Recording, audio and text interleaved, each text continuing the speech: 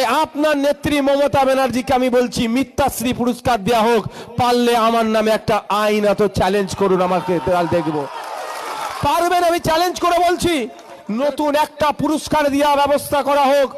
উনি যা পুরস্কার দিচ্ছেন সবার পেছনে একটা করে সিডি লাগিয়ে দিচ্ছে, নতুন একটা পুরস্কার দেওয়া হোক, পুরস্কারটার নাম হোক মিথ্যাশ্রী। এই পুরস্কারটা মমতা ব্যানার্জিকে দেওয়া হোক। আমি কিন্তু ছোট কারো কথা বলিনি, অনেক বড় কথা বলছি, রাজ্যের মুখ্যমন্ত্রীর সম্পর্কে কথা বলছি।